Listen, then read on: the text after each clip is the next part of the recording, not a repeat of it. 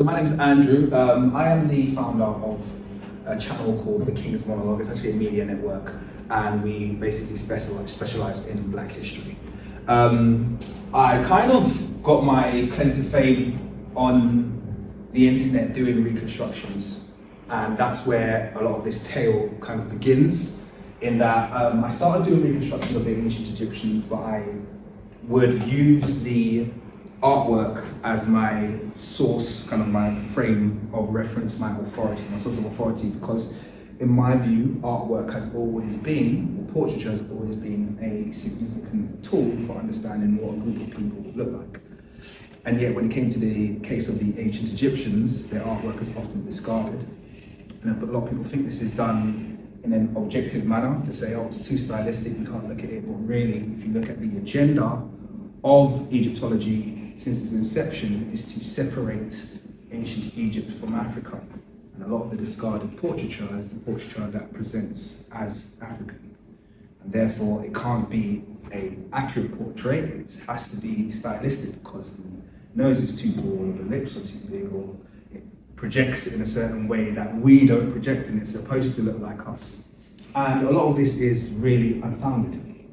So anyway, I started doing reconstructions, and they kind of grew in popularity really quickly, and a lot of them went viral on like TikTok and YouTube and other platforms. So as a result, the channel just grew a lot quicker than I thought it would.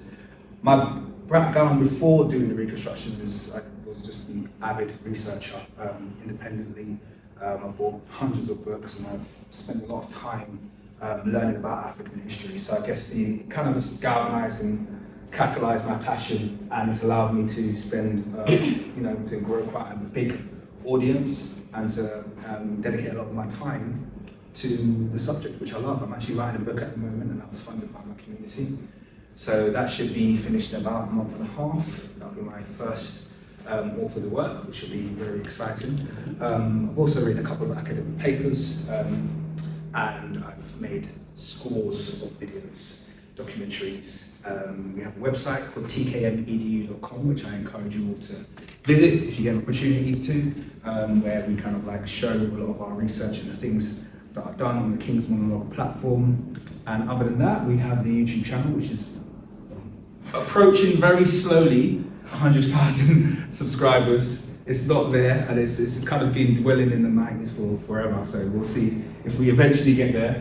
And then I'm on a couple of the other social media networks. So that's a little bit of background about who I am. And before I kind of like dive in, I just want to give you a quick introduction about how we got here. So last year, summer 2024, and a new reconstruction of an ancient Egyptian monarch, who, if anyone who's kind of, quick survey, how many of you have any interest in ancient Egypt as a civilization? Okay. How many of you are fairly knowledgeable about ancient Egypt as a civilization? I say fairly, so I'm not looking for like, just like fairly knowledgeable, fairly well read. Okay, good. How many of you are familiar enough to perhaps be able to recognize a character from ancient Egypt from a statue? To be able to say, oh, that might be this king, that might be that. Okay, cool. Right, so you're all kind of, that's good. There's a good level of interest and enthusiasm here. And so when this reconstruction of Amenhotep III was released last year, it created a bit of a stir. Not a positive stir. And I don't actually, to be honest with you, I don't think it got positive reviews anywhere. It wasn't just the kind of African-centered Black community that had an issue with this. I think everyone was kind of like, I think the name it got thrown around a lot was Shrek when it came out, for obvious reasons. But it did bother a lot of people, and I was one of the people who I was quite deeply bothered by it. It really annoyed me. These are statues of Amenhotep III on the right-hand side. Okay? And this casts your mind back to what I said at the very start of this lecture, was that the artwork of the ancient Egyptians, irrespective of how consistent it might appear from statue to statue over the period of someone's lifetime, is totally ignored, and it's totally seen as being stylistic, and it's not worth referencing. And unfortunately, we only see this in the case of ancient Egypt. We don't see this in the case of ancient Greece or Rome. Sometimes when it comes to ancient Greece, we can have a mosaic, just one image of a mosaic, and that's him, that's definitely him, this was Alexander, it's a flat 2D mosaic. And in ancient Egypt, we can have 50 3D statues carved really exquisitely, and it's kind of like, oh, well, it's just ancient Egyptian artwork, isn't it? It doesn't tell you what the person actually looked like, does it? It's like, oh, it does. It does tell you what it looked like. And if you look at all the statues, the reason I call this lecture Reconstructed or Disrespected, I find that to be a disrespect of these. And that's what the issue is. Before the issue becomes an issue of race, ethnicity, just based upon the appearance, nothing about the artwork has been honoured in that reconstruction. And so then the question mark, or the question arose is, well, how did they get here? A lot of people, and one of the questions I got asked actually, even I think today, might be today, on an old video I posted about that, one of the questions I got asked is, well, isn't it based on the skull? And a lot of people think, oh, what, forensic? It's forensic. You hear that word forensic thrown about. So that's what this lecture is about. We're going to look at how they got here, if it was a legitimate process, if that's a good or fair depiction of Amenhotep III, or if it's just, Eurocentrism gone mad, which it tends to do. Okay, so before we get started, let me ask you a question about those statues on the right-hand side, Amenhotep III. I want to know what people see without anyone projecting their views upon them. Tell me what you see. You can say anything, I don't care what it is, just tell me what you see, those four statues on the right-hand side. What comes to mind? What kind of an image comes to mind? What kind of a person? Say anything, there's no pressure here whatsoever. Put you on the spot. No pressure. Yes. Go on. I was going to say inbred, but... Inbred, okay, fair enough. Fair enough.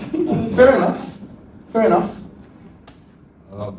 Just right off the bat, looking at the sculpture, it looks like he's supposed to be a bit more chiseled than appears in that reconstruction. Yeah. Okay, yeah, good. Decent shape, yeah. Maybe someone who's slightly athletic. Yeah, fair. Go on, keep aside. I've been going something similar, like his face is like a lot more slender, or like slightly more slender than the reconstruction. Good. African features, I know people look like that. Yeah. African features. Yeah. Any in particular? So go on. I was just going to say, like, especially with the one top left, that is kind of how I think a lot of people like Somalia and Eritrea people kind of look. They've got a slim build, sort of flat and then but still a bit wide at the base. Like, I think that is, again, like you say, people. It's a bit like the East African crew over here. Yeah. They kind of all have those features, don't they? crew from East Africa, yeah, that's definitely consistent with them. Anything else? You go on? Lips. Lips. I think that's the most noticeable. Yeah, definitely. Yeah, I mean, he has this trait on all of his statues, and that's his top lip is larger than his bottom lip. And that's not a big deal to Africans, because they're common. Okay, it's actually very rare outside of Africa for someone's top lip to be bigger than their bottom lip. That's a very African presenting trait. I think the only ethnicities you'll see that maybe share that, you might find, obviously Polynesians who kind of have that Afro look anyway, and sometimes you get it in South America. But other than that, it's not really seen anywhere kind of on the Eurasian continent. So that's a very, very distinctive trait that they've kind of managed to capture there. So this is just a little bit of a recap. So in summer 2024, I found myself in a head-to-head dispute with the Reconstruction artists because I planned to do a live stream, and then when I did the live stream, this is the Reconstruction artist here, Cesare Marias, he was there in my live chat. Before the live stream even started, spamming my comments, saying, you don't understand anything about this. So what was supposed to be just a live stream for my audience, I was expecting a couple hundred people to turn up, and we were just going to discuss it and go through what he presented. Ended up becoming a bit of a head-to-head. We essentially exchanged details, And that was kind of like the start of a beautiful relationship between me and Cesare Moraes, who is the Reconstruction artist. He's actually done quite a few reconstructions. So we messaged back and forth with frenemies on Instagram. And he was the one who actually recommended. He said, okay, look, if you've got such a problem with my reconstructions, if there's such an issue to you, why don't you write a paper and refute me? And I was like, sure. And so that's what I did, and that's when I wrote the paper, refuting his work. This character over here is Dr. Michael Hadditt. He's an actual Egyptologist, so he's done written several papers about ancient Egypt. They're all very good from what I can see, very capable Egyptologists, and they tend to be to team up. So whenever he wants to do a reconstruction, or maybe whenever he wants a reconstruction made, I don't know who the driver is here, but whenever it happens, he'll be the Egyptologist, and he's just a graphic designer basically. But he also has, I think, a PhD in like dentistry or something like that, which is where he learned to use a lot of the software that he uses to do the cephalometric scans and the CT scans and everything like that. So yes, that's the dream team, and they've done a series of reconstructions that are very questionable, but it wasn't on a couple that are decent. So I'm not going to completely poo-poo them, because I actually don't have a massive problem with them personally, but I think there are issues in the process that can make his work a lot better, and that's the kind of things that I want to kind of discuss today. So, my refutation was made on the grounds of, physical phenotype, socially known as race, whatever you want to call it, but there are traits that are going to be inherent to certain groups of people. It's how we kind of distinguish, and these can be seen on a macro level or can be seen right down to a micro level. So for someone who, for instance, is not African, they might come into this room and they go, all right, so there's 5 black guys in the room, okay? But then someone who's black might walk in and go in, okay, I can see a couple of brothers that look like they might be West African, a couple of brothers that look like they might be East African. And then someone who's even more knowledgeable might step in and go, okay, I can see a couple of guys that might be like Ugandan, one might be Nigerian. So as you get, and then when a Nigerian might walk in and go, I can see a couple of guys, one might be like a Igbo, one might be a Yoruba, one might be, you know, so it gets granular. And it happens on every level. It can happen in, you know, an Asian, where someone might go, it's an Asian fella, another one goes, no, there's a couple of Chinese people, a couple of Indian people, and someone goes, no, that was Korean, he's Japanese, and so on. And you can break it down on a granular level. These exist, okay? Physical differences between groups of people do exist. Race as a social construct, we're not going to talk about it any further than this today, but I just want to point out the fact that these differences between populations or ethnic groups of people do exist, and you can see them if you open your eyes to them.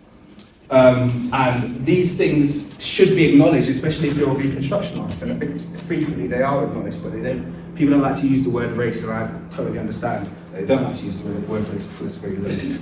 But that's essentially what we are talking about last time.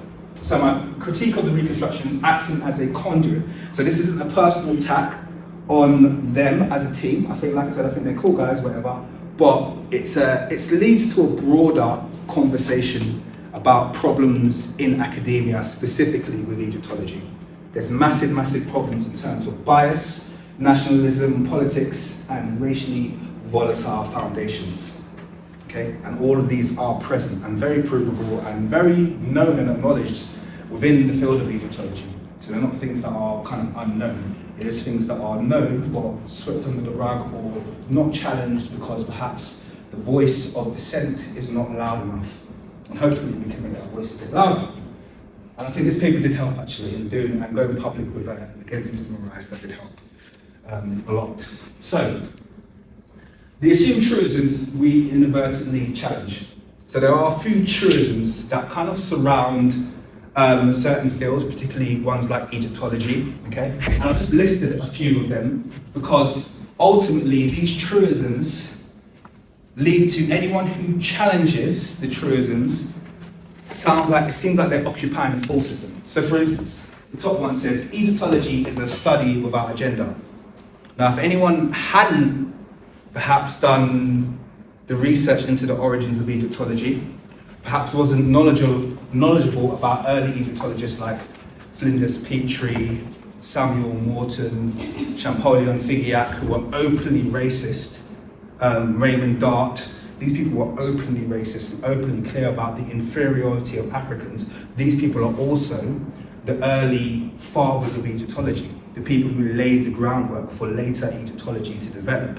If you weren't knowledgeable about that, then you would come into Egyptology, like many people do, and say, well, it's a study without agenda. It's just like, what are you talking about? It's just like classicism or Assyriology, or, you know, it's like anything. It's like studying English history. How can it be inherently racist? Well, you won't know that unless you have the understanding of its origin. If you have the understanding of its origin, it becomes very open and very clear that there are issues with the foundation of the subject.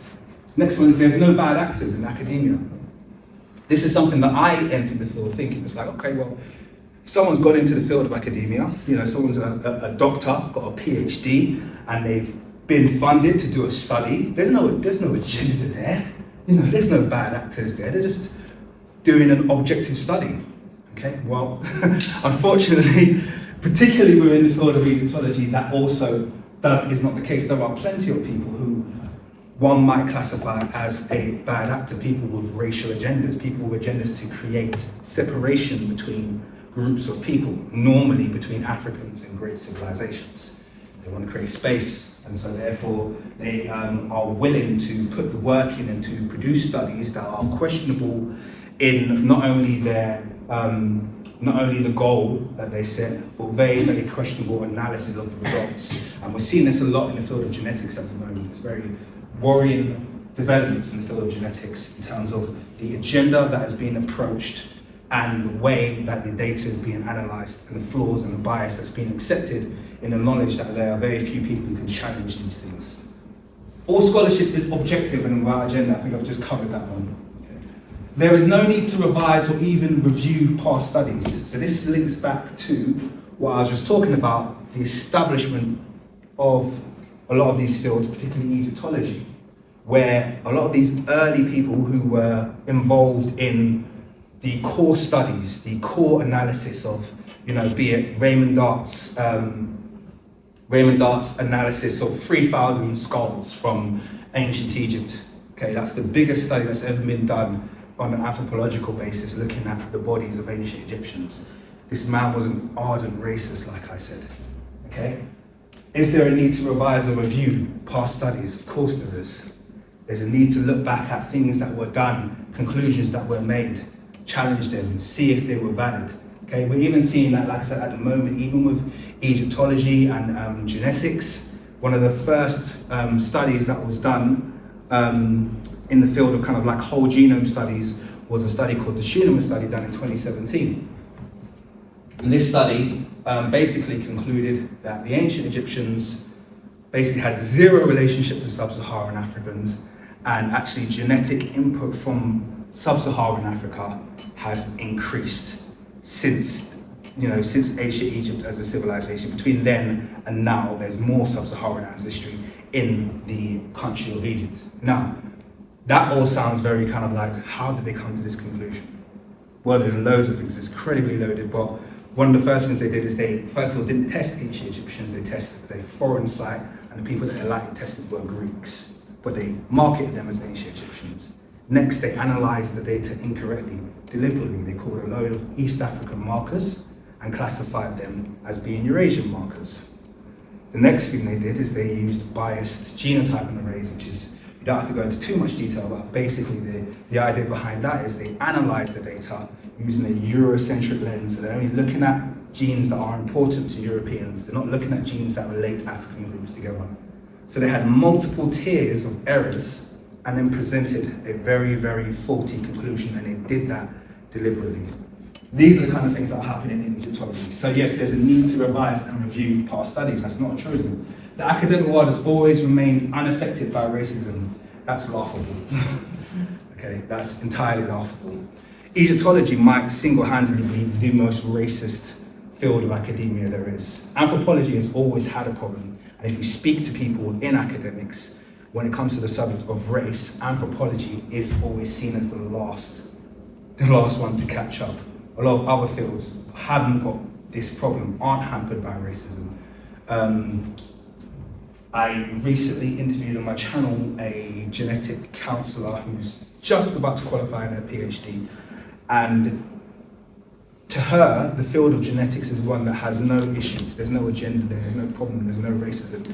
There is an issue in terms of the amount of black people, and yeah, there's an issue with the number of black people that are qualifying in the field. But there's no issue in terms of the way the field is set up. They know where they have bias, they acknowledge it, they're very open about it. Anthropology hasn't caught up with it yet. They will gladly publish something that is biased and that is racist and have no problem doing so. And then peer review is the only acceptable path for disseminating research. This one is just a case of being familiar with the field, or being familiar with any field, is that yes, peer review is a good path, but some people can't get published and aren't published, but still provide very useful research for people who perhaps aren't, for people to gain access to primary and secondary research. So there are other ways to access data that aren't peer reviewed. So for instance, one of the biggest studies that was done refuting the Schunemann study, was a study done in 2018 by Jean-Philippe Jourdain. I'm going to show you that a little bit later. But that wasn't published. But irrespective of it being published, it still had pretty much irrefutable data in it.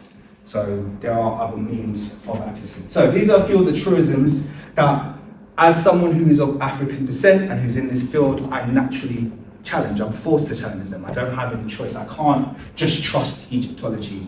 I can't go, oh, this is a perfect subject. I can't say racism doesn't exist, because everything that I'm discovering tells me the opposite. So that's kind of the field that I'm in. Right, so let's address the elephant in the room. How do we think Amenhotep actually looked? Okay, so these are statues and depictions of Amenhotep. Apart from this one, actually, that one I've changed my mind. I recently did a paper on this. On this particular, I actually think this has been misattributed. I actually think this is Ramses II. So it's an academic paper on that, so you can ignore that one. But looking at all of these are all fairly and without kind of like any kind of controversy, these are all attributed to Amenhotep III. Okay, so this is how the king was depicted in his lifetime. He would have sat down or stood up for these portraits and then got up, patted the sculptor on the back and said, "Good job. Yes, this looks like me. Wonderful painting there." I'm going to ask you, if, based on the artwork, tell me what you think of Amenhotep III. What population would you place him in? As a challenging question. There's no wrong answer. Black. Black's not a population. Oh. Okay, that is a wrong answer. Oh, okay, I would say, I'm not sure, like, the class of tribe this might be, but he definitely, I would say, off the bat has some Bantu features on it. Okay. Yeah. Bantu features on it. So you're thinking like Rwanda kind of? Thereabout, yeah. Yeah. Congo kind of? Thereabout, yeah. Okay, cool. I like that. That was a good answer. Yeah. I think the statue in the top right, his hairstyle reminds me of the finger coils of the Afar in Ethiopia. There are some finger coils that are practically identical. Yeah. Right. They call many different things. I think they call it tile style. Dita twists, I think. Yeah, I've heard corkscrew twists as well. The one thing that it definitely is an African hairstyle. Yeah. That's the one thing that we can definitely agree on. This is the hairstyle that you only see contemporaneously.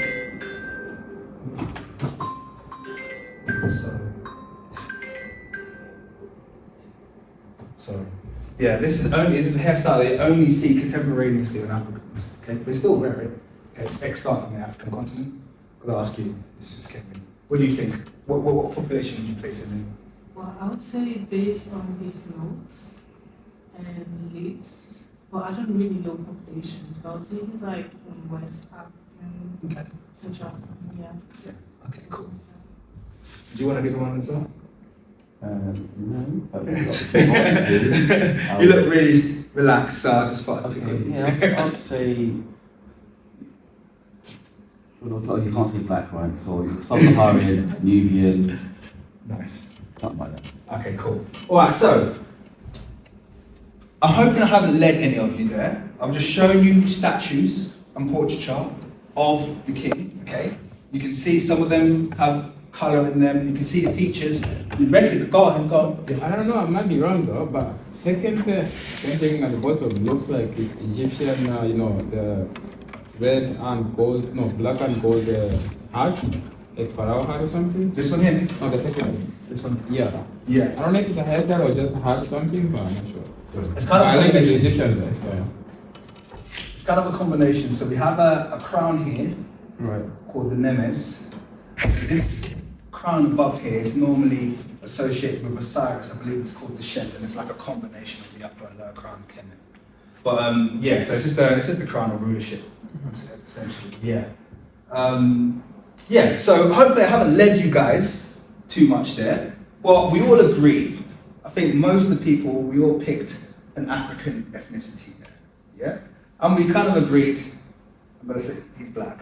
I don't want to just go with that because that's too simple. But let's dig down, be a bit more granular. But I think ultimately we agree it looks like kind of like a black guy. Yeah, fair enough. Okay, and this is every depiction, by the way. Imagine the guy, looked like the guy that we saw here. So imagine if he looked like that, and then they're making these statues. Wouldn't you be insulted at the end of it? Wouldn't you be like, you guys, why do you keep giving me brown skin? What's wrong with you? Like, this doesn't make any sense. Yeah? This is how I picture it. And by the way, I think I'd update these reconstructions now. These are the earliest reconstructions I did of Amenhotep III. I think I did them a bit better now. But this was me kind of tracking him through his life, because I've kind of done these in order of age. I saw this and I was like, that's a little boy. Okay, that's a young African. Okay, so I had a young depiction of him. Now I looked at these ones and I was like, we're heading more towards late teens, early teens here, okay? And then I have a kind of young adult, early 20s. But what was interesting is I just tracked the same face, okay? Didn't change the face, it's the same face. And I was like, well, that's kind of what I see. If I take all the artwork into account, that's what I see. It seemed like a reasonable reconstruction, taking the color of the skin, the features, everything into account. That seems reasonable. So how do we get here?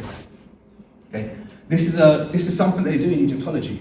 Okay, the reason is if they have an agenda for the ancient Egyptians to not be a native African race or not be a native African population, then Egyptology gives you the right to discard all of that information and only focus on the skull, and then tell you that it's a science. It's science, it's forensics, so it's a science. You shouldn't argue with it. Let me ask the question actually, since we're all university students. Someone define for me what makes something a science as opposed to an art. What makes something a science is the methodology and the rules we put in place to determine that subject space. So what makes biology or what makes physics a science is that you have all these experiments that have control variables and variables that you don't keep constant. Whereas for arts, it's more in a sense less restrictions. Yeah. I like that answer. Go ahead. Science is empirical, so you can only make conclusions based off of tangible, real evidence through experimentation or whatever other evidence that you can gather. Yeah. Whereas with art, it's a lot more subjective, a lot more to interpretation, and so conclusions are less fixed. Excellent. Yeah. Gave me the key word there I was looking for. And I've always boiled it down to this kind of very, very simple terminology, and that is a science should be objective and an art will be subjective. So in other words, when you have a science, I should be able to give you some data, send you away in separate rooms, and you should come back with roundabouts the same answer.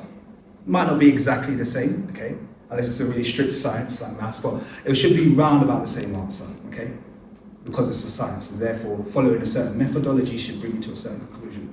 And art is subjective, okay, so I'll give you data, you come back, neither of you are right, neither of you are wrong, but You've both put your spin on it, and you've both given an answer, and they both can be justified legitimately from your perspectives. Yeah? So, in terms of forensic facial reconstruction, is it a science or an art? That's the question. If it was a science, what would we expect from reconstruction artists when they're given a skull? If it was a science? Consistency. Consistency. Okay. That's what we expect. So we should be able to give all reconstruction artists the same skull, and they should be able to go away, apply their processes, come back, and give me the same visage. That's what we'd expect. Okay? So we're going to decide at the end of this lecture if FFR, or forensic facial reconstruction, is a science or if it's an art. Okay? So really quickly, this is a bit of a side note, just to have a bit of fun with this slide, okay? Because we were talking about cultural continuity. You've got hairstyles earlier, okay? Another cultural continuity that you might find in the 18th dynasty is this hat called the war crown. Okay, that's the name that Egyptology has affectionately given it, because it's the crown that's worn by Tutankhamen when he's chasing Nubians or chasing Asiatics, what's the name? Syrians. Okay, he's chasing Nubians, he's chasing Syrians, he's wearing the war crown. Ramses is wearing the war crown when he's chasing the same populations out. And so, because they associate it with war, they call it the war crown. Now, the actual name of the crown is called the Khepresh. Okay? Now, the word Khepresh comes from this creature here, which you might have seen in ancient Egypt. They love this creature. Okay? It's called the scarab. Okay? Or at least that's what people know it as, the scarab. You might have seen it in Aladdin. You put it together and then it goes and makes the hill. I watched Disney films. So anyway, yeah. But it's called the scarab. The scarab in ancient Egypt is called the Khepr. Okay, so that's Khpr, or depending on your pronunciation, it might be Gpr. And I know there's some African languages that have a similar word, like Geber or something like that. So it comes from Khepr. Okay, that was the ancient Egyptian word. Okay. Now the Khepr is the dung beetle, and the reason that's significant, a lot of people don't know that. So that scarab that you see, that's the dung beetle. So that's the beetle that pushes around its poo-poo all day, or pushes around cows' doo all day. Why is that significant? Because you have to understand what the ancient Egyptians' perspective of this creature was, otherwise you miss something that's really key. In ancient Egyptian ideology or mythology, whatever you want to call it, the reason this was sacred is because within the ball, not only, obviously modern science will tell you that it kind of feeds off the ball and it lives and that's where it gets all its nutrients, but the ancient Egyptian belief was that the seed of the Khepr existed in the middle of the ball, okay? And that seed was its offspring, right? And it was probably one of the only animals that was able to, on its own, raise an entire brood of young. So it would push around. So this is like seen in ancient Egypt as a mobile womb. So this is like the womb, it's a mobile womb. It pushes it about, it guards it, it protects it. The Khepresh was shaped after the Khepr. Okay, that's where it gets its name, Khepresh from. It's shaped after the Khepr. Okay, so actually it's supposed, from the front, looks like the hind part of a dung beetle. Okay? And this practice was continued by this is a Rwandan noble, and this picture was taken in the early 20th century of a Rwandan noble. This practice was continued in East Africa by the nobles right up until colonialism essentially killed all of our monarchies. And the reason that's significant is because the Rwandan monarchies as well is one of the only, in fact the only monarchy that had a lineage that they could trace back to ancient Egypt. So if you look at the Rwandan king list, and it's still available, so look it up online if you want to, it traces back, and when it gets right back to the oldest, one of their rulers is called Rumeza II, who they believe is Ramesses, and they have another ruler called Musindi, who they believe is Seti I. Okay? And these are traced back, ruler to ruler, they trace that lineage all the way back to ancient Egypt. Okay? And it's not, to me, it's not a coincidence then that they have picked up this New Kingdom trend. So the Khepresh was a crown that's formed in the New Kingdom. So from like the 18th dynasty onwards, Amenhotep III was one of the first to wear it. Ramesses wore it all the time, and the Rwandan dynasties wore it. I'll throw in something else for free as well about this crown. This Hathor, who we associate with the cow. So if you heard of Hathor, by the way, she's like she's an ancient Egyptian goddess, they call her, or Netta, as they're called in ancient Egypt. And she's associated with the cow because they've always believed that these were horns and that was Ra, the sun. However, if you understand the cultural continuity that I'm expressing here, I don't believe these were horns. These were much more likely to be the hind legs of the Khepresh. So if you notice, just to point that out, you notice they go around and then straight. Okay, so you go around and then straight. Every time Hathor is depicted, not in duplication, because in duplication they try and make it look like horns because they think it's horns. But if you actually see real statues of Hathor, you'll always get round and then straight. So that's your hind legs of the Khepresh, and that is the ball of thumb. And based on what I've just said there and what I explained there, what do you think she was the goddess of? Fertility. Okay. So you have Hathor, the goddess of fertility, with the young on her head. And whenever ancient Egyptian queens were pregnant, they joined Hathor, or the house of Heru. That's what it stands for, Heru. Hathor is Heru, which means house of Heru. Okay, they joined this house, and they were depicted in this manner, which likely depicted the fact that they were pregnant. Okay. So that's Hathor, and I just showed you here, this is the ancient Egyptian cow, and this is what their cows look like. Okay, the horns you can see are different. And by the way, whenever you see this depicted, it's always going to be brown. It's never depicted. They'll show you in pictures that it's red or it's yellow. It's never depicted red, it's always brown. But they don't realize that it's linked to that tradition. You have to understand Africa to understand that tradition. If you don't understand Africa, then you miss things like that. So I just threw that in as a bit of a side note because Amenhotep III was always wearing the Khepresh.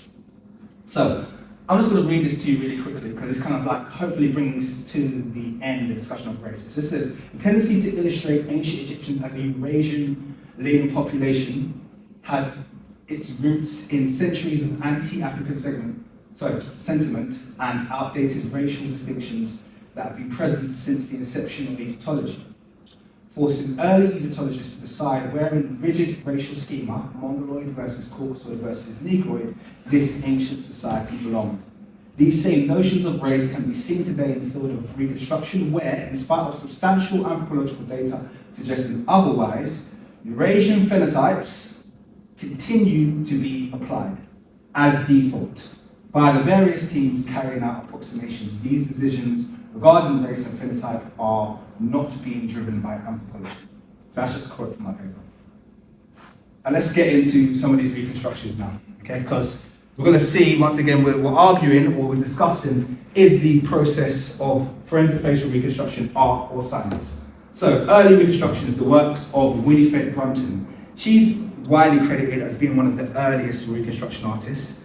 And in fairness to her, one of the things I quite like about her, you'd be surprised I like anything about her looking at reconstruction, but one of the things I do quite like about her is that she did use art a lot, apart from a couple of occasions.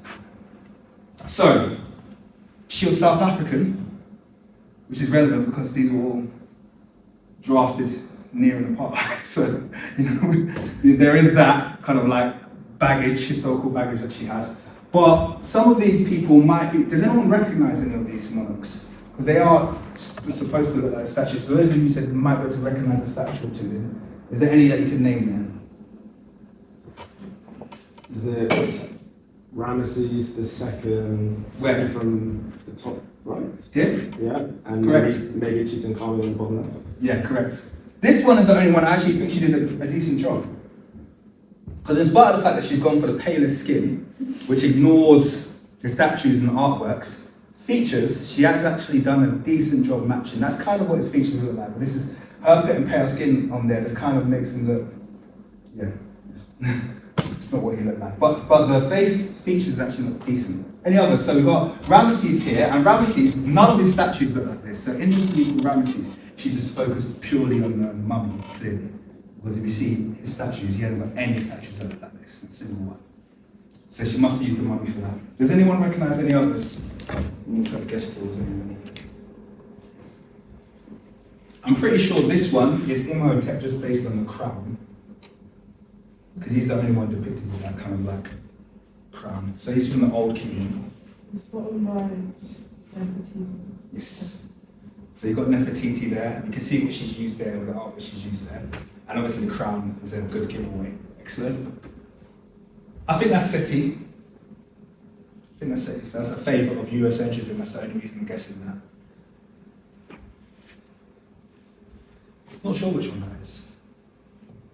I think that's Akhenaten. I think that's supposed to be Akhenaten. I'm not sure which one that is.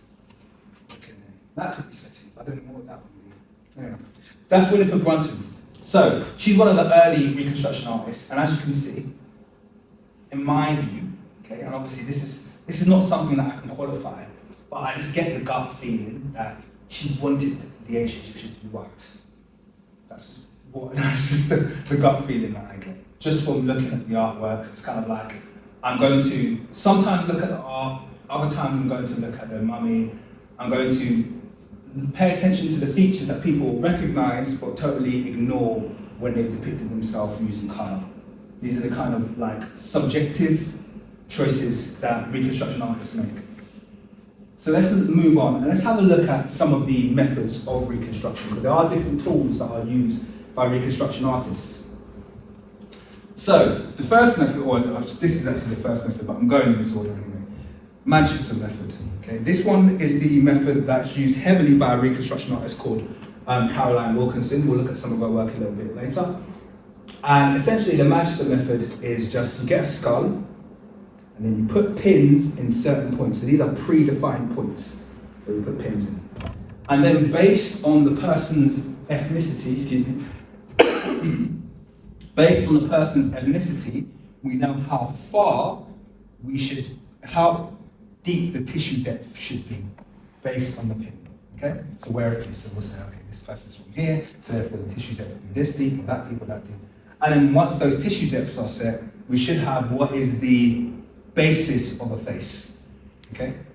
Now, one of the things that you would have noticed that I mentioned there is that you have to know the ethnicity of the person, otherwise you'll have completely different tissue depths. Okay, so it's dependent on knowing the ethnicity of the person and deciding that's correct ethnicity. Next one is the Russian method, and this is one of the oldest methods. And that's basically when you get the skull and you just kind of layer the muscles on. So they know where muscles exist on the human face, and they kind of just layer them on. Now this one doesn't have any strict rules in terms of ethnicity.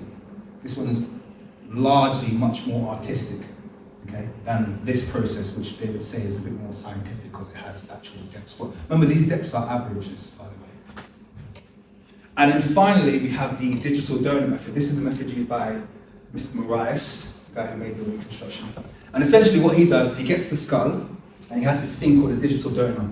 And the only way I can explain it is think about having like a model of a skull and then getting a prosthetic face, pulling it over the skull, and then just molding it into place. He does that, but does it digitally, okay? So he has his skull here, he gets his digital donor, and then he kind of like pulls it into place, and the way he does that is using, once again, kind of similar to the Manchester method, these average depth differences that exist between ethnicities. Once again, he still needs to know what the ethnic group is in order to build his final outcome. And then he's made this individual here. Does anyone know who that is? Tutankhamen? Yeah, that's Tutankhamen. That's his reconstruction of Tutankhamen, which is interesting because I'm just going to put these. I'll come back to that. I'll find that one. Forensic comparison. So these are composite images side by side, and this is one of the issues that I raised with Mr. Marias' process. Okay.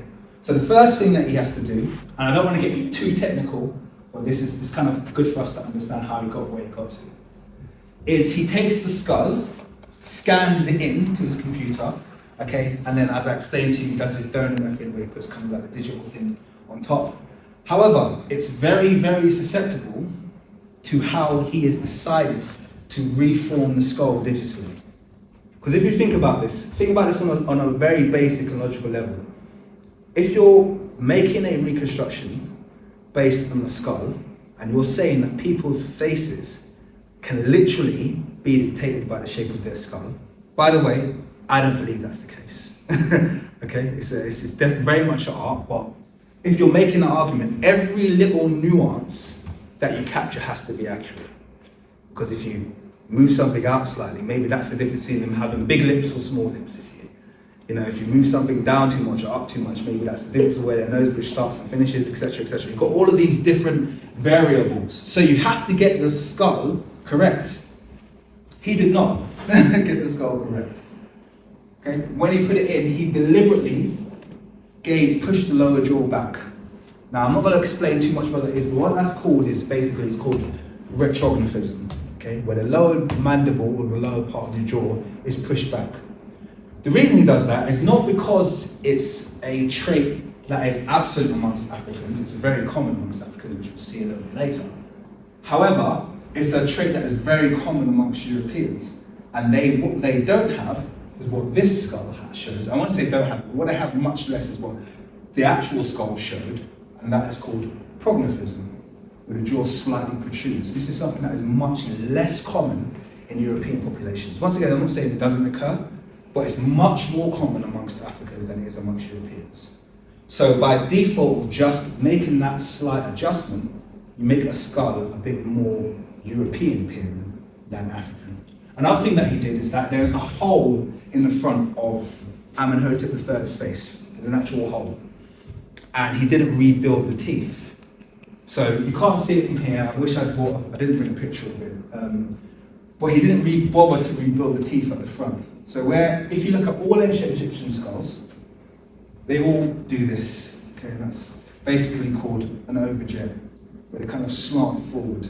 Once again, very common East African trait, very common East African trait, for the teeth to kind of protrude, the jaw to protrude. Very, very common amongst East Africans. And Amenhotep had it.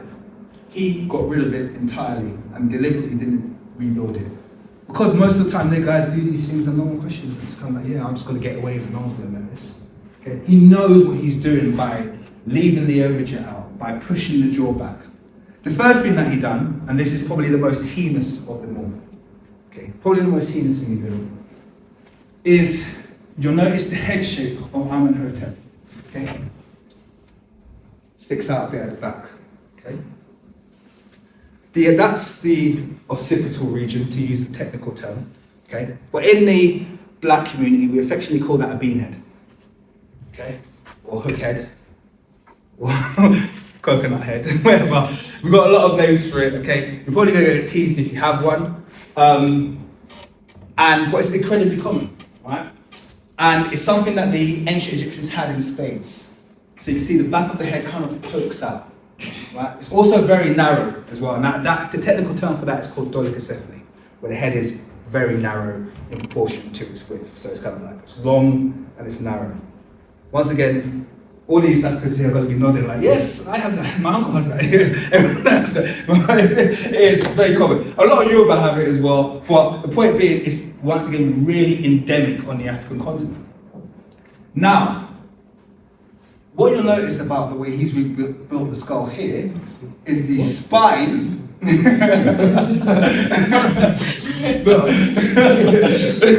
saying we have a word for it in Swahili. Yeah. Was it? The back of the head, Sogo. That's area specific. Yeah. Kisogo. Okay, there you go.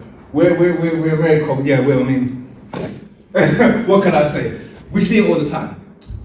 But here's the nefarious thing, okay? If you look at the skull of Amenhotep, the way he's redrawn it, you'll notice that the spine is concaving, okay? No one's spine does that. The spine convexes, okay? So in other words, it's supposed to turn towards the front of the throat, okay?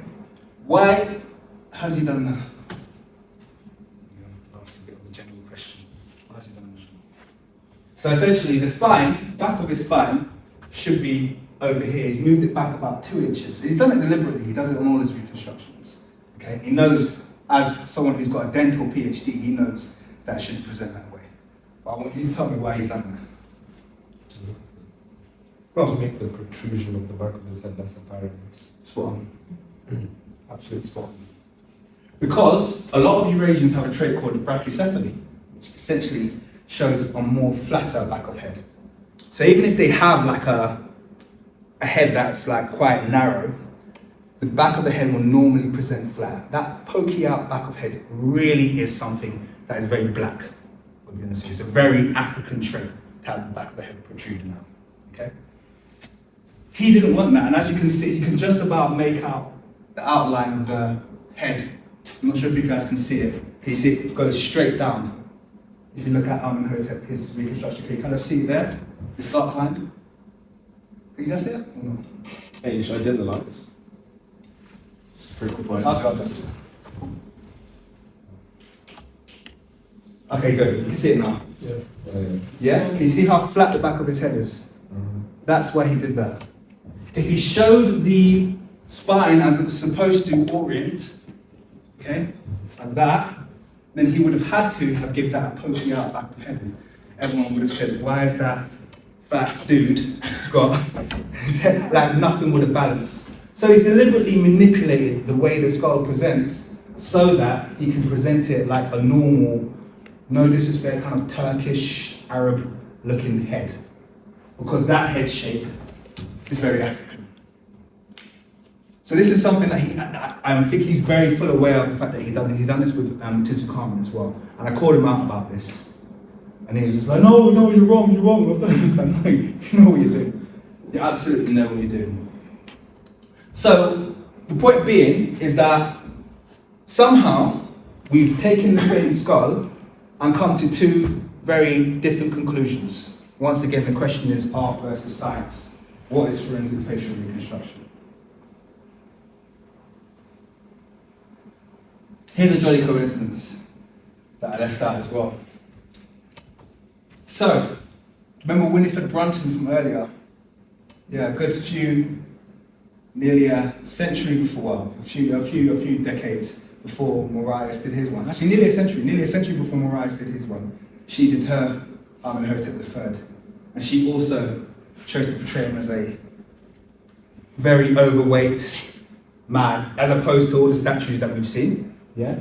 Someone asked me that now, we've got two reconstruction artists that have chosen this look for Amenhotep III. Why?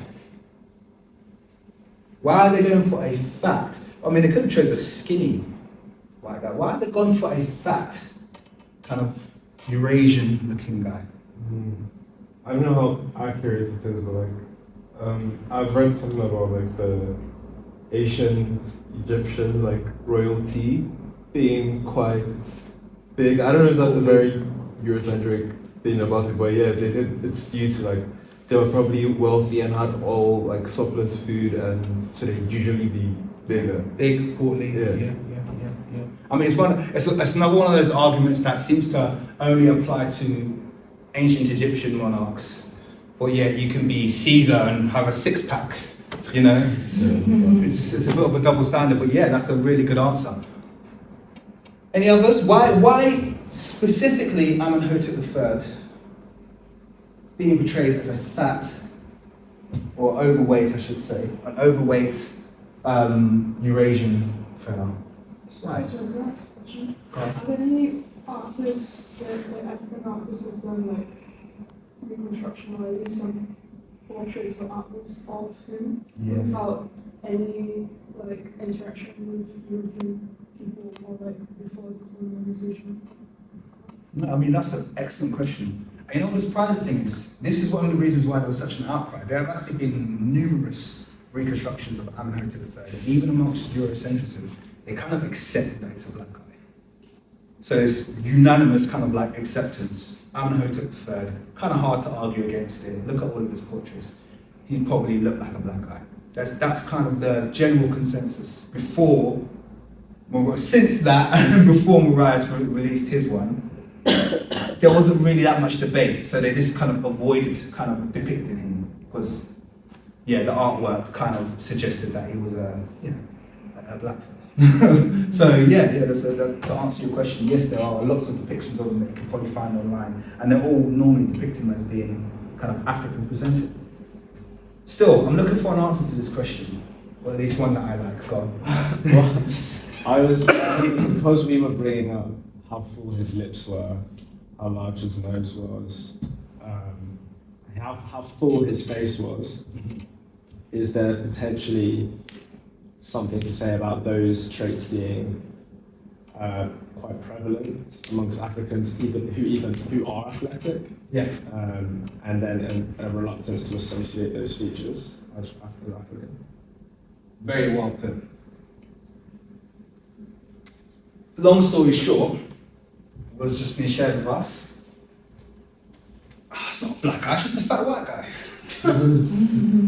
That's kind of what it is. Okay? That's why they chose, okay, we're going to depict him as an overweight, because, well, we've got, the only reason his nose is wide is because maybe in their world, the full cheeks are a result of too much food. The big lips, I don't know, maybe that works, I don't know. But that's what the argument being made here is, okay? This is not the depiction of a normal African person. This is much more likely the depiction of an overweight Eurasian person. And it's a very simple logic, which is why probably none of you gave me the answer, because you're like, it can't be that. it can't be. They can't be that simple. They really are. They really are. So let's move on to another Reconstruction artist, Elisabeth Daynes. Am I doing okay for time? Yeah, perfect. I was just wondering whether you want the lights turned back on. Are you guys alright? I'm alright with that. Yes. Alright. How's the video? Good, looking Yeah, good. it looks fine. Okay, cool. So Elisabeth Daynes, she's another Reconstruction artist, and she did the famous, what do people call this one again? This one's got a funny name. I'm trying to remember. But people mock this one. Say it looks like someone. It wasn't Boy George. It was something else. Looks like Miley Cyrus. There you go. That's a better one. So she's famous for the Miley Cyrus Tutankhamen, right? And this is actually probably the most famous reconstruction of Tutankhamen. A lot of people think that's what he looks like as a result of this reconstruction artist. So I've asked the question here: to bust or not to bust? The gender is the question. What do I mean? Someone tell me.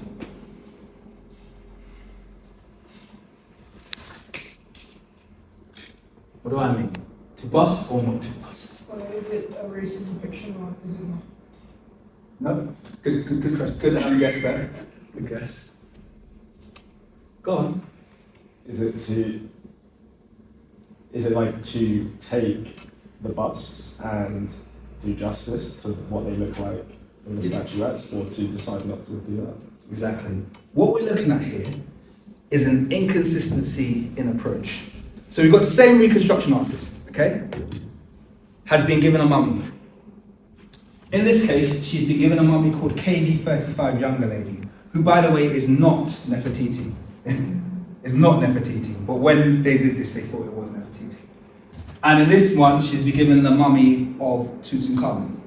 So in both cases, the reconstruction artist has been given the mummy. In case number one, thinking that it was Nefertiti, she's taken Nefertiti's statue and she has done everything she can to make it fit the statue. Even though they're not compatible because different people and because Nefertiti didn't look like that, by the way. Fake statue, we'll come to that. Alright. She's done everything she can to make them compatible with one another. And that's as close as she could get with that mummy to this statue. Same reconstruction artist is given the mummy of Tutankhamen, has in the region of about 200 accurate portraits of Tutankhamen, not interested in the slightest. I don't need Tutankhamun's statues. What do you give me that artwork for? That's useless.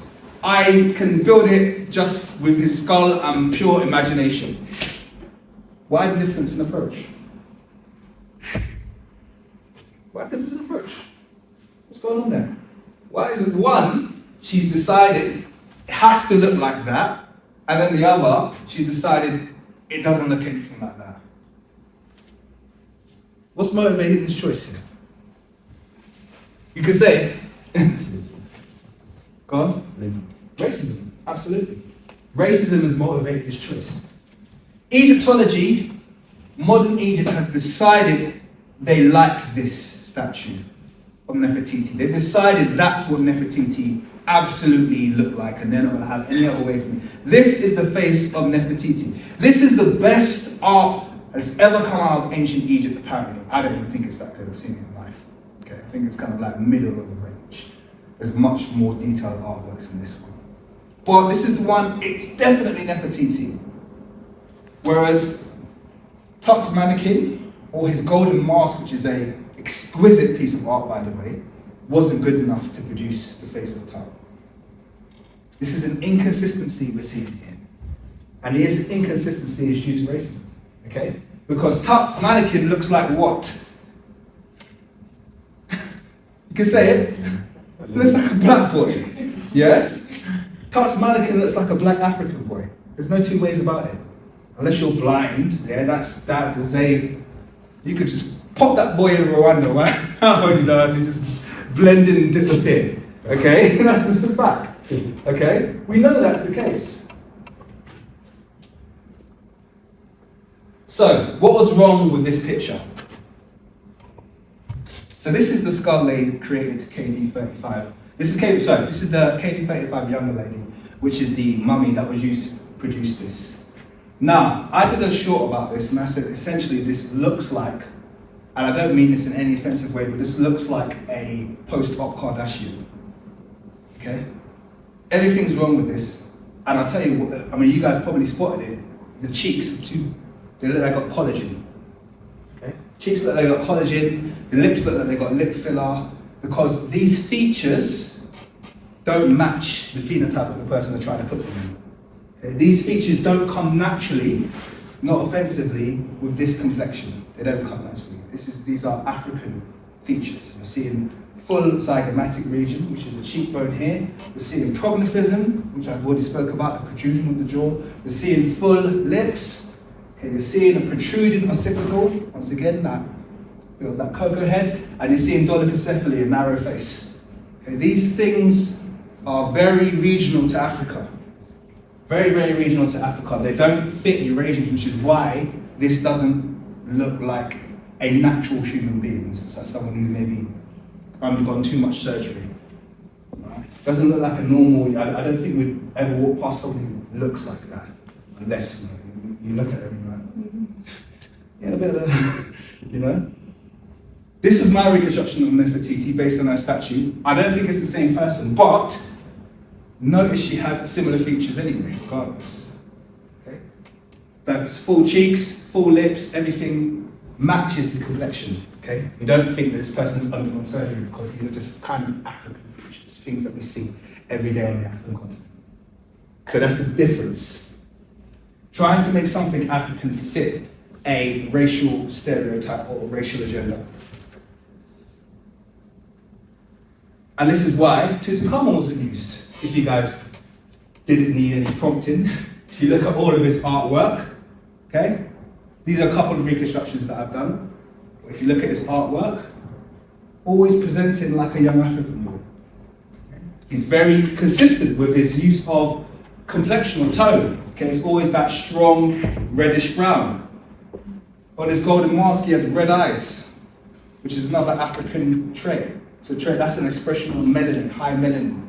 You see it a lot, once again, in continental Africa.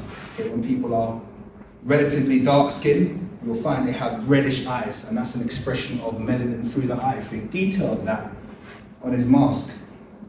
Okay, that's an African trait.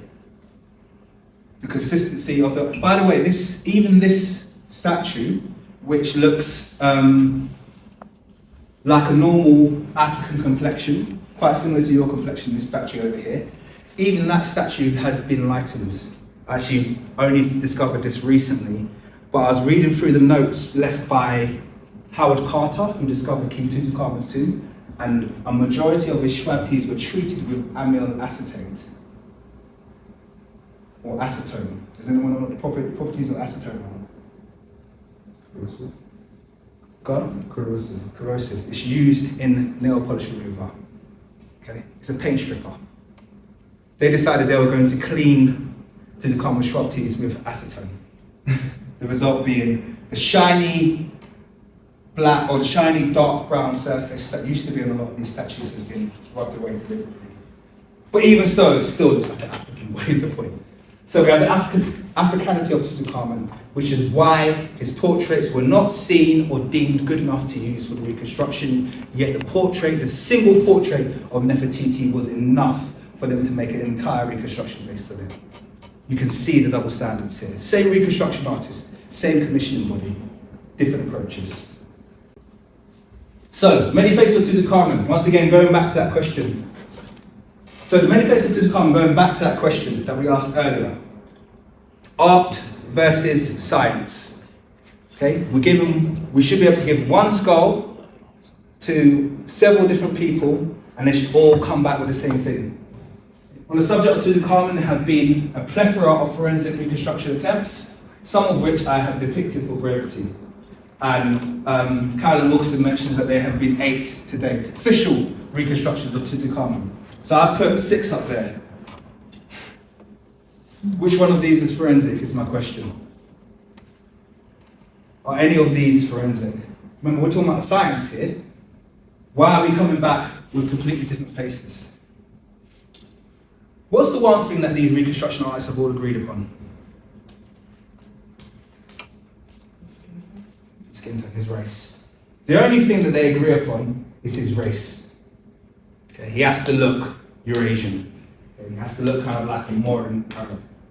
And that's, as you could see, in total contradiction of his artwork. You've seen his artwork, okay? And they could have made a forensic choice based on the artwork that they're going to give him reddish-brown skin. But they haven't done that, not once.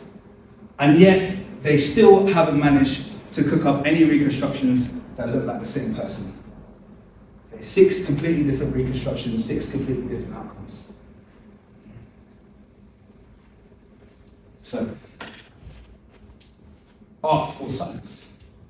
This question.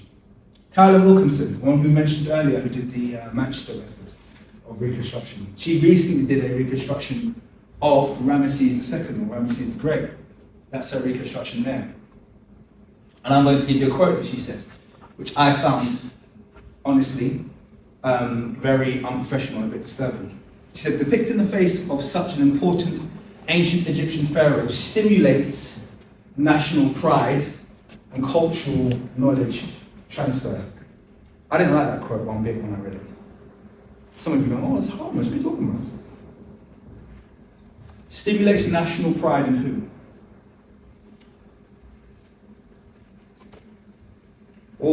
Did it stimulate national pride in all Egyptians? Egyptians in us one? Yeah? Does it stimulate national pride in Luxor, or does it stimulate national pride in Cairo? Where are they trying to stimulate national pride? As a scientist, forensic artist, should she be trying to stimulate national pride, or should she be trying to create exactly what this person looked like in life? That's the question. Dozens of Ramses II's very consistent busts were deemed to be unhelpful. Once again, Ramses II is the most depicted individual in world history. Not just ancient Egypt, world history. We have more statues of Ramses II than any other individual, and yet not a single reconstruction artist has thought, I'm going to try to employ the face of Ramses II as, shown in his artwork when I do his reconstruction. None of his portraits matter. Some of these are new, by the way. I'm actually quite proud of all of these images I took. So this one was taken at the new Grand Egyptian Museum in Cairo. This one was taken at the Old Museum in Cairo. And this one was taken at the British Museum. You guys might have seen this across there. Okay. But what you'll notice is that when you say they're quite consistent, those 3 images, I'm kind of seeing the same individual there. I don't think they're divergent. I think we can quite clearly see he's got some traits that are quite consistent. And yet, not once has any of these reconstruction artists tried to employ the face of Ramses as shown on his artwork. And yet they make these very unhelpful and warrior statements about stimulating national pride for the people who funded the research, being the Egyptian Antiquities Department in modern Egypt, who are very aggressive against anyone depicting ancient Egyptians as native Africans. Let's stay on Carolyn Wilkinson. Once again, remember we just looked at Elisabeth Daynes, and we looked at the fact that same Reconstruction artist, same funding body, two completely different approaches. Let's see if that's an issue with Carolyn Wilkinson. Glaring issue with consistency. This is her reconstruction of Richard III. What do you notice about her? What do you notice about her reconstruction of Richard III? What does it look a lot like? Looks a lot like the artwork, doesn't it? It almost looks like they've got someone with a completely different face and they've tried their best to make it look exactly like a picture. Is that the only time she's done that? Well, let's look at her construction of Bach, the composer, Johann Sebastian Bach. Once again, looks like they've really tried to make it look like the picture. Done everything they can to make them look the same. Same reconstruction artist once again. Commissioned by one body, decides that none of the artwork matters. Commissioned by a separate body, and now the artwork is gospel. Can't be contradicted and it can't be argued with. When the same reconstruction artist conducted reconstructions of composer J.S. Bach and English monarch Richard III, single portraits were not only sufficient but were referenced significantly in the selection of complexion and features. So remember, she's deciding on ethnicity, she's deciding on features. In the case of the latter, the portrait that was not even contemporaneous to his life, so we're talking about King Richard III here, but produced around 75 years after his death. So we don't have any contemporaneous images of King Richard III. This was produced well after his death. Still influenced the reconstruction artists, and teams tried their best to match its appearance. And let me just give you a spoiler alert. King Richard III's skull looks nothing like his portrait. So this is a bigger issue that English history has to deal with now. Okay, I'm going to leave that to this young man over here to work out in his future research. But Richard III is not compatible with his skull. And I'm sure you guys can see that already. Who remembers what I called the receding of the jaw? I spoke about it earlier. Yeah, good. Retroglyphism, okay? So the receding of the jaw is retroglyphism. All of King Richard III's portraits show him as a retrognathic individual. His skull is very prognathic. Very, very prognathic. That's already, it's also a very wide jawline. He's got a very narrow jawline in all of his portraits. This one is really funny. They tried to overlay the image with the skull, and you can see the corner of his jaw about 3 inches from the bottom of his face here. They can't marry the two, and this is why King Richard III's reconstruction, even if I was to show you, because I've overlaid these, his mouth is actually somewhere down here, and they had to move it up to make that region, which is called your alveolar region, to make it small. Because when the alveolar region is large, like in the case of King Richard III here, once again, makes someone look really African. Okay. Large alveolar region. It's one of the reasons why Africans can have a larger top lip, because that region is filled a lot of the time with the top lip. Okay. King Richard III, by the way, I'm not saying he's an African. Okay, this is not about that.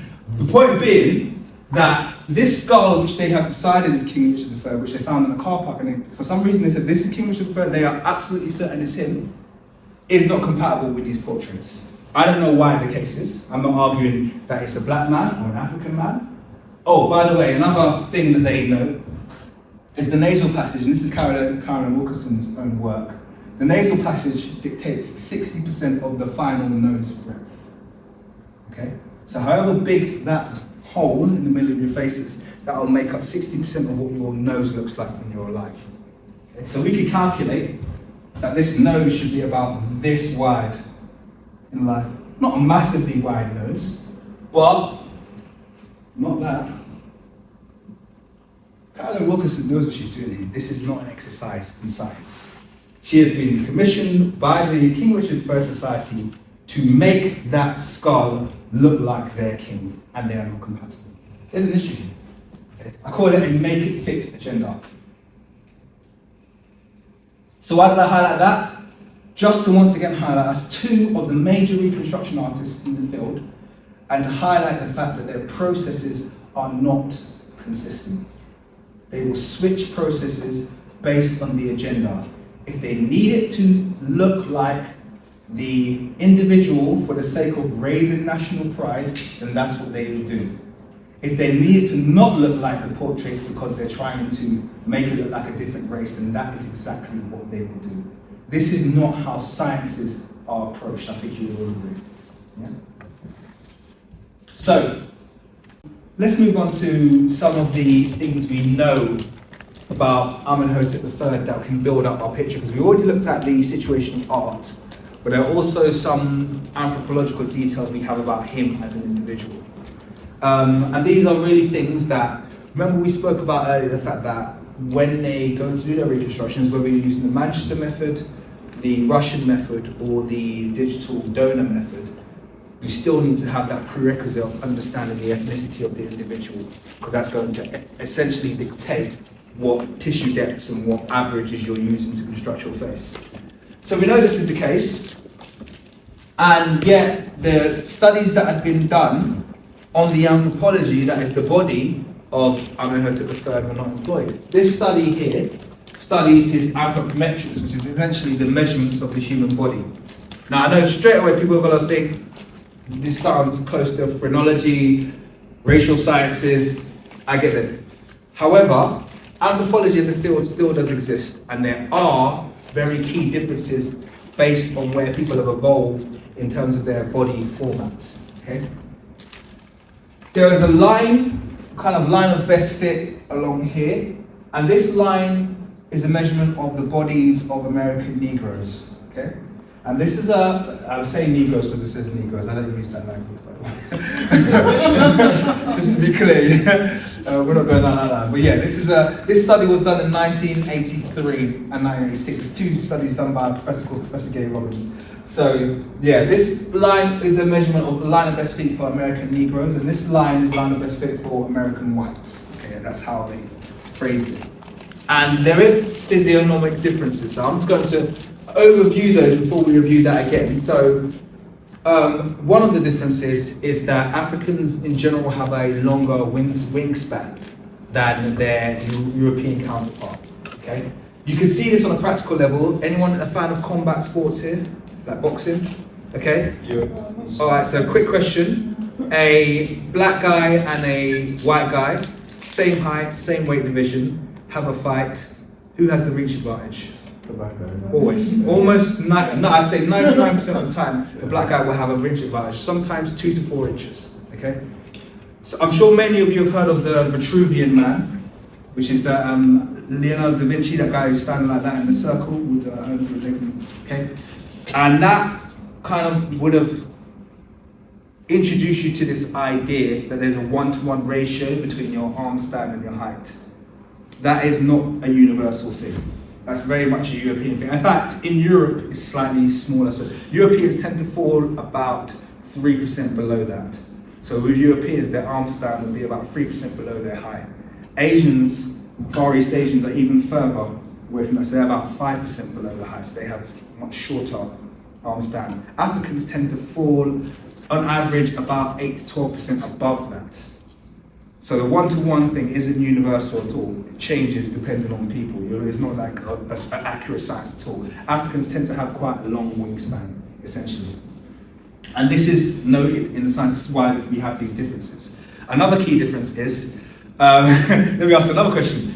A black guy and a white guy, same height, standing together. Who has the skinnier calves? The black guy. The black guy. Yeah. That's a fact. A black guy and an Asian guy standing together, who has the skinnier calves? Black guy. Black guy. A white guy and an Asian guy standing next to each other, okay, who has the skinnier calves? Oh, white guy. The white guy. Asian, look, so she knows. So you know, okay?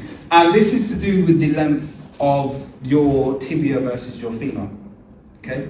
So your femur, Africans tend to have a much longer tibia, I know, so tibia. So we have a much longer tibia. And as a result of having that elongated tibia, we have skinnier calves. Whereas Asians have a much shorter tibia and they have very condensed. So normally guys kind of want to get that, I need them Asian calves when I'm at the gym. trying to get that pump, down there, And this basically is something that is highlighted in anthropometric proportions, and they think it's to do with where people evolved. So they call it tropical proportions in the case of Africans.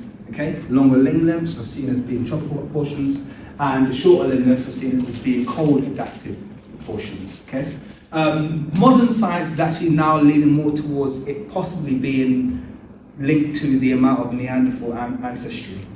So I think Asians have the highest proportion, which would then link to why they are on that end of the spectrum, and Europeans have kind of a medium proportion, and Africans have normally 0 Neanderthal ancestry. So I think it might be linked to that. But either which way, there are these physiognomic differences. It's not phrenology, this is just differences between the body plans that are as real as having afro hair, for instance. It's just differences in the way the human body expresses itself through proportions.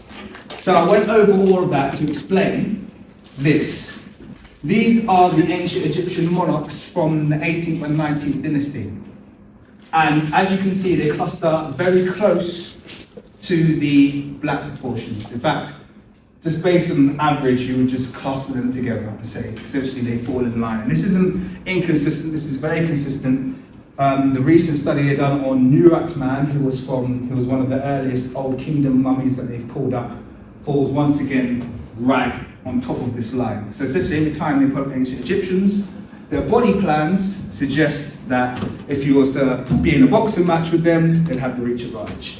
Okay, that's the ancient Egyptian norm. Go on. Just out of curiosity, do we see like the exact same patterns with like the wingspan and things like that as well? Like Yes. the same shape or Exactly that. So this is basically, this is called a tibiofemoral proportions. So this is showing the tibia, and then we have the humerus proportions as well, which take into account the arm length. So this is both, and it tends to cluster together. So your leg proportions will cluster with your arm proportions. So if you have the distal segments are the kind of the segments that are at the extremities of your body, so beneath the knee, beneath the elbow, and they'll tend to correspond with one another. So if you have long arms, you're probably going to have the long tibia region as well. So they found there's a kind of correlation. And the reason they know that's the case is because basically these are equations. The idea is that if you take a single bone of an individual, i.e. you've got the humerus, okay, you should be able to calculate their exact height, okay, if you know where they fall on here, okay, because it works on equations. So for instance, with the case of Tutankhamen, they took his humerus, his femur, and his tibia, they ran them all through the equation, and they all fed back the exact same height, which is 1.69 meters, when they used the black equation.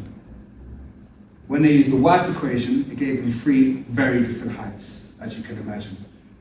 Because when you get that, you expect it to be longer, so it gives you, so basically you know you've got the right measurements if you run it through the equation and it gives you the same height based on 3 different bone measurements. Does that make sense? Yeah, so that's kind of how it works.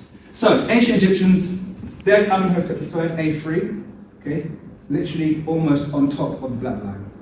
So they know physically, proportion-wise, this guy is going to look Africoid in terms of his proportions. They know that's been thingy. He's not got a cluster with our kind of Eurasian element over here, okay? And he's definitely not got a cluster. So the Asian element will probably be over here on this slightly more extreme. So they know where he's got a cluster. This was ignored, okay? Wasn't considered. Remember, they tried to decide the ethnicity before they do the Reconstruction. So they should be taking everything into account. Going, okay, cool, we've got all this data and this could help us lean toward, no, they just ignore it. And another thing they do is if it clusters with the blacks, they'll be reclassed as Egyptians. This is a trait we see in Egyptology. So when ancient Egyptians cluster with black people in any region, they'll create a new class called Egyptians. And then they'll say, to avoid having to say black, they'll say, oh, Amenhotep III clustered with the Egyptians. because they don't want to mention the fact that the Egyptians are the same as the blacks. They do this with these portions here, these limb portions. They also do it with these skull shape as well. Okay, so it's just a common trick that they do. What else has been ignored? Physical anthropology.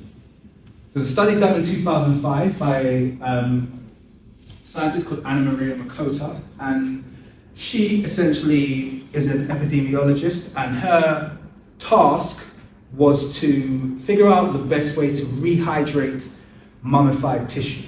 So you can imagine mummified tissue is very dry, very brittle, okay? And before they conduct analysis on it, they got to figure out a way of rehydrating it correctly. Okay, so that's what the study was for. The good thing about the study, it wasn't kind of one of these agendic studies. Remember I talked about the different areas of science that aren't anthropology tend to be much less biased and just give you the data as it is. So the interesting thing is when she did her study, she was looking at the mummies of 273 nobles from Thebes. Now Thebes is in Upper Egypt, which is southern Egypt, and is where all the kings, well, a lot of the kings were from. Amenhotep III's family was Theban. Okay, so she's done a study on 273 Theban nobles, okay, of the same lineage, well, not exactly the same lineage because it was a different dynasty, so there was a few hundred years, but she's done 273 nobles from the very district that Amenhotep was from and from the nobility. So it could give us a little bit of information, perhaps that could lead us to understand who they were. And she concluded, after she had done a test, she just noted this, that the melanin density of the skin samples that she had were packed with melanin, or the melanocytes were packed with melanin as we would expect from negroid samples. That was her exact words. So on her study, she's tested nearly 300 mummies from Thebes, and she says their skin is what we'd expect from negroids. That was her exact word. 2005 study. Theban nobles. So if anyone tells you there's question marks over, we don't know what complexion they were, there's a study that's been done that said quite clearly, I've tested the skin, I'm a skin specialist, and under a microscope, this is black people. That's what the study said. Okay? It could be the most authoritative piece of evidence for complexion of Theban nobility. Theban nobility in Thebes is Waset, that's where your 18th dynasty comes from. That's like all King Tutankhamen, Akhenaten, they were Theban nobles, okay, or Theban monarchs. And yet, another ignored study. Okay. So we have one study saying physically, proportion-wise, they're clustering with Africans. We have another study that says skin-wise, they're clustering with Africans. We have statues that say these people look like Africans. Ignored, ignored, ignored. We'll do a reconstruction and we'll construct a overweight Eurasian man, even though it's not compatible with the skull shape, even though it's not compatible with his physical proportions, the Anthropometrics, even though it's not compatible with the complexion of people in the region and the other nobility, even though it's not compatible with the artwork we're going to do that way. And then there's the portraiture, which we've already discussed. But here's just a bit more, just if I haven't driven home the point. While the man who depicts himself like this, look, can you imagine? I just want to, it is important to put yourself into the psyche of being an Egyptian monarch, And they always like to speak about African nobles, at least ancient Egyptians, as though they're the most despotic, heartless people, like off of your head kind of thing. So imagine Amenhotep III sitting down and these artists coming up with these artworks and presenting them to him if he actually looked the way that they... Imagine that, the insult. He'd be like, I don't even look like that. Clearly, the most logical conclusion we could come to is that this is what you look like. What are we doing here? When there's so many depictions, by the way, Amenhotep III, probably second to Ramses the Great in terms of number of depictions in history. Very well depicted individual, very well and very consistently depicted individual.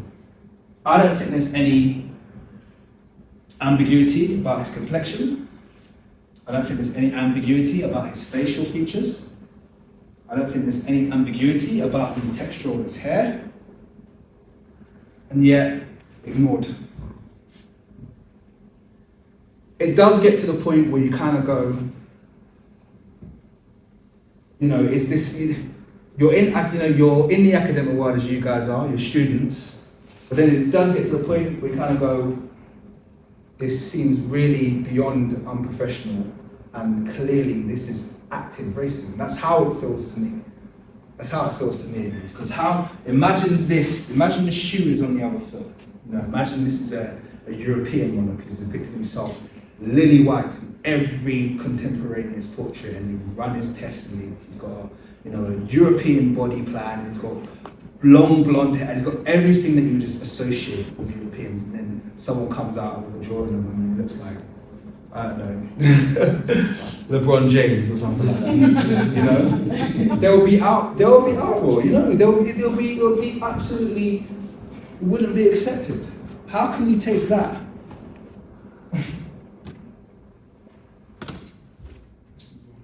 So, more genetics. Okay. Once again, I'm only doing things that I can actually relate directly to Amenhotep III here. So this is not general studies. These are things that we know about him as an individual. Autosomal genetic analysis, STR. This study was done by DNA Tribes in 2012, and what they did is they took the Egyptian Antiquities Department, led by Zawi Hawass, did a study on the DNA or the genetics of the ancient Egyptian nobility. Okay, so this is strictly the nobility. Right, and you can see their names here. This is 18th dynasty, so we've got Thuya and Yuya, those are the mother and father of Queen T. KV35 elder lady, which they say is Queen T, and I probably agree with that, excuse me. Amenhotep III here. Okay. KV55, which may be Akhenaten. KV35 younger lady, that's the one that we saw earlier, they tried to make that Nefertiti and gave her Botox. And King Tutankhamen over here. Okay? So these are nobles, once again, Amenhotep III here. This number over here tells you the likelihood of the person being related to that population as a multiple. Okay? So for instance, let's take Thuya. If it's less than 1, that means it's less likely than compared to anyone else in the world. So it's only there's no chance of Thuya, for instance, Thuya being a Mesopotamian. However, there's a 40 times likelihood to the average person on Earth that Thuya relates to Sahelians. Okay. Southern African, 360. Okay. So Thuya was 360 times more likely to be related to Southern Africans than anybody else basically in the world, that population. Just look at the numbers here. If we just take 2 randomly, okay, 10 times more likely to be related to tropical West Africans than Horn of Africa, which might surprise some. Let's look at some other ones. Well, let's actually just jump straight to Amenhotep, because that's who we're talking about here. So slightly higher, in 11, 10 times more likely to be related to 11, so your average person on Earth. 220 times more likely to be related to Great Lakes Africans than anybody else. 40 times more likely, so 4 times more likely to be related to tropical West Africans than 11s, and 100 times more likely to be related to Southern Africans than anybody else in the world. So as you can see, pretty much unanimously across the board of this 18th dynasty, we're seeing incredibly high relation to Africa. Look at Tutankhamen, 1,500 times, 1,300 times. And that's kind of like where you start to go out of the realms of likelihood. It's kind of like, yeah, this is where we're finding the closest relation to this individual. Okay? And this is based on autosomal DNA. STR is short tandem repeats, so it's a very effective way of measuring one's relationship to a population. Much more objective than the methods that they use for their studies, which are very subjective based on what they classify as markers, because this doesn't look at that. This just says, this is purely algorithm based. Takes your DNA, takes the DNA of a population and says, how related are they? Literally, there's no, I can't tilt that in my favor. It just has to do it itself. It's the same method that's used. In fact, this is the only method that's permissible in court for cases of paternity and maternity. Okay, it's the only method that's permissible in court. They won't take any of those other methods they use. They only use STR algorithms because that will tell you beyond the shadow of a doubt if someone is someone's father, mother, brother, cousin, etc. You have to use STR profiling. We've got any scientists in here? No? Any biological selects? No. Okay, good. Let's check it. I just want to see if anyone's going to check me there. Wrong, dude. And then another genetic refutation, and this one came after the Schunemann study, which I'm not going to go into massive detail about, but there was a study done in 2017, one of these agendaed studies. I mentioned it earlier. In fact, this is one I mentioned earlier. I talked about the fact that they did a study, basically tested people who they were pretty sure weren't going to be Egyptian. But then just to make sure that their dishonesty wasn't lost, they reclassified markers that were East African as being Eurasian. And then they said, yeah, okay, there is more African ancestry in modern Egyptians than there were in ancient Egyptians. And they used, bad algorithms. So long story short, they did everything they could to create distance between Africa and ancient Egypt. So, our friend here, Jean-Philippe Jourdain, decided to check them on that. Said, oh really, bet. Once again, took that DNA analysis carried out by Zai Hawass, ran the New Kingdom dynasties, added Ramesses to the mix, okay? And then used their language here. So SSA means Sub-Saharan African, EA means Eurasian, and A means Asian. They said, look, based on our analysis of actual ancient Egyptians, people who we know without a doubt are ancient Egyptians because they're monarchs, our analysis says on average they're 90, 93, 71, 93, 41, 68, 93, 93, 91% much more likely to be African than any other ethnicity. Okay? Much more likely. So it completely refuted this Schunemann study. Once again, why is it relevant? Amenhotep III right here. Okay, 93.7% match likelihood with, or 94% match likelihood with modern sub-Saharan Africans, modern black Africans. Ignored again. Okay. So we're getting a bit of a picture here. Wouldn't you agree that Amenhotep III is rather African? Yeah, I would say as a first statement. Oh, by the way, that's the name of the study they were refuting. So it's down here. Ancient Egyptian mummy genomes suggest an increase of sub-Saharan ancestry in post-Roman periods. That was the whole claim. So the claim was, oh, that actually, the modern Egyptians are more African than the ancient Egyptians. We say because we tested the non-Egyptians. But then this refutes them. So, I want to skip that slide. I did want to show this slide quickly because this shows a modern Afar man from the Afar tribe of Ethiopia. And I like this one because it just randomly looks a lot like my Reconstruction. And I just like the correlation between the two. And the hairstyle as well, which I think you pointed out earlier. Would you say that's a fair depiction of what you saw when you... Yeah, I think there's even better ones out there. Yeah. So that's the kind of hairstyle. Once again, hairstyles that we know and we acknowledge are African hairstyles and require Afro hair to achieve them. Shown on the ancient Egyptians here. Okay, and that's what I did when I did my Reconstruction. I tried to kind of depict something similar to what I was seeing. That was related to that image over there. Okay. Yeah, I don't think it's a stretch. I think it's, look at the hair. Okay, look at that's what I'm seeing as an African. You might see something different. He might see long blonde hair there, and I have no idea. But that's what I see as an African. And I think a lot of us Africans can kind of just see those native hairstyles. Now, this is quite an important slide. I've said this is one of the most important slides in this presentation. These pictures are quite unfortunate because these were taken by, I think it was the Dutch, if I remember correctly. And this is post-colonization of Rwanda. And these pictures were taken, and these people, by the way, are all of the same ethnic group. And a lot has been done to try and separate the Tutsi and the Hutu as separate ethnic groups, and they're not. They're a single ethnic group. And they're social classes. So Tutsi and Hutu are actually different social classes that exist within Rwanda.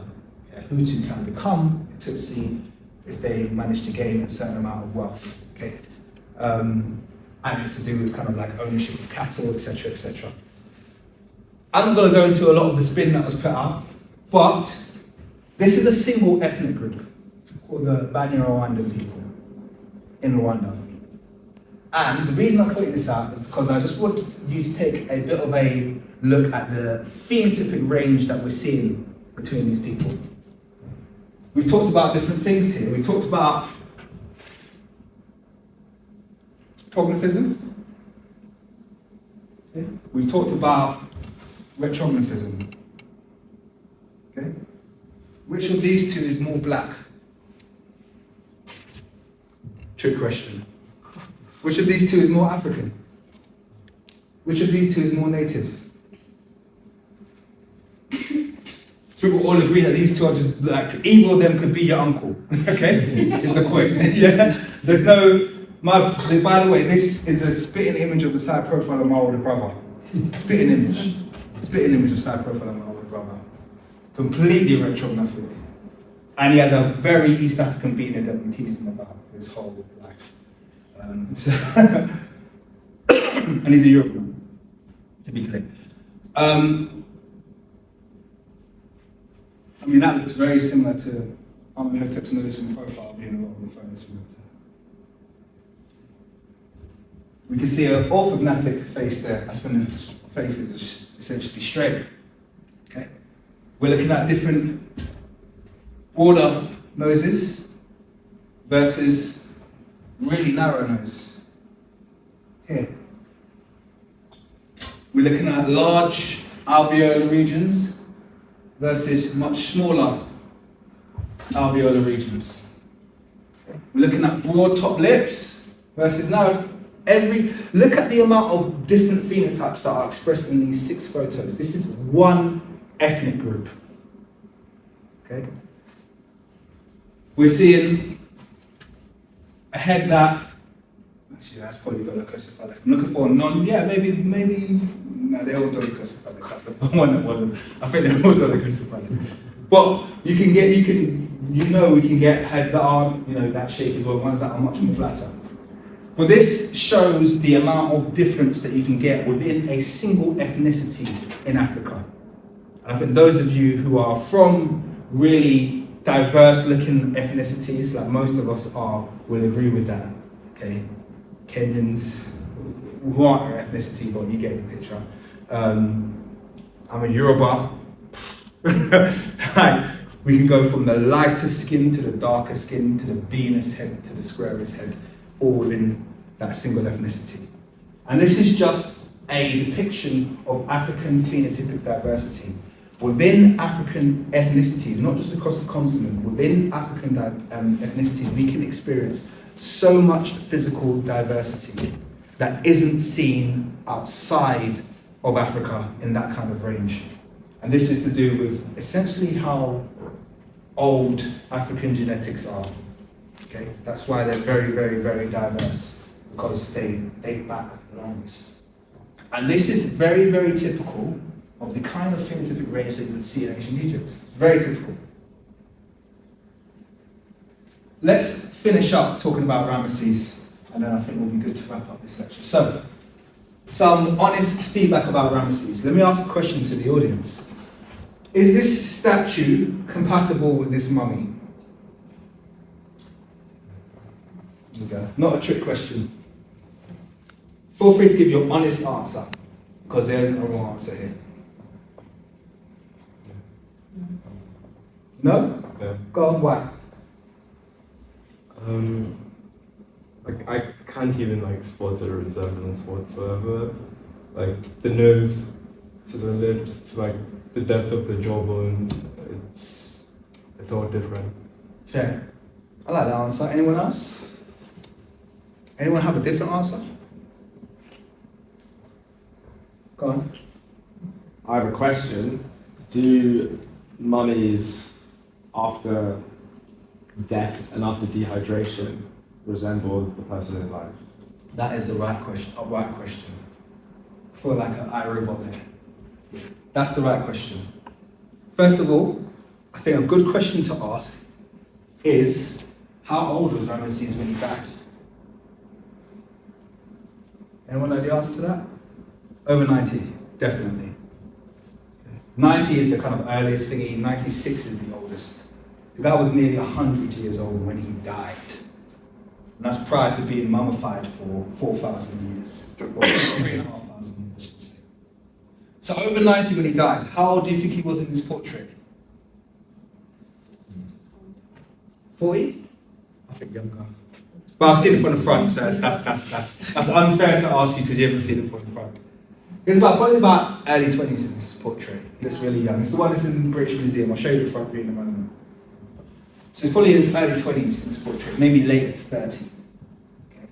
Who looks like who looks like the same when they're 90 as they did when they're 30? Very few people, isn't it?